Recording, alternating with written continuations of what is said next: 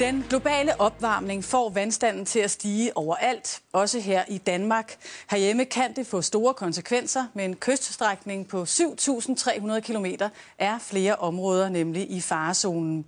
Om 100 år forventer eksperter, at vandstanden er steget med 1,2 meter, men allerede nu stiger vandene flere steder.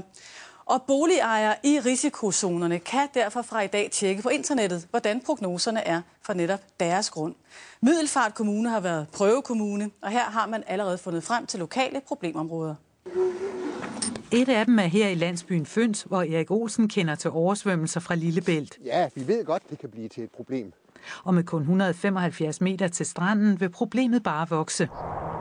I Middelfart har de prøvekørt Miljøministeriets nye internetværktøj Havvand på land, for eksempel i Føns. Og her ser vi situationen om 100 år med havvand på land. Der vil Erik Olsens ejendom være oversvømmet. Der er jo masser af gode år i det hus, men det er klart, man skal jo tænke sig om, hvis man vil til at rive det hele ned og genopføre det. Og fremtiden giver panderynker med 1,2 meters havstigning. Sådan i hvert fald op til toppen, og måske endda godt og vel af den stolpe her.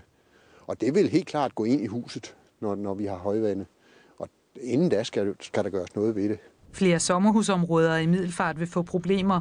For eksempel også Bro Strand, hvor det blå område vil blive oversvømmet. Sådan som det ser ud her, så er det måske 15-20 stykker, som det her det vil gå ud over. Det ser det ud til. Hvad skal de gøre nu? De skal jo ind og kigge på det alle sammen og lige tænke sig godt og grundigt om. Og så skal de jo begynde at diskutere kystsikring på den ene og på den anden måde. Ved Føns er Erik Olsen også bekymret for den nærliggende vej. Da det er en vej, der forbinder vores sydlige område i lokalområdet, så dur det jo altså ikke, at den efterhånden mere eller mindre permanent går hen og bliver oversvømmet. Der skal vi have gjort noget inden. Kan der være områder, hvor man siger, der er ikke rigtig noget at gøre der, de der få huse, skidt med det? Det vil jeg tro, at man vil kunne finde mange steder, hvor man siger, jamen det var det.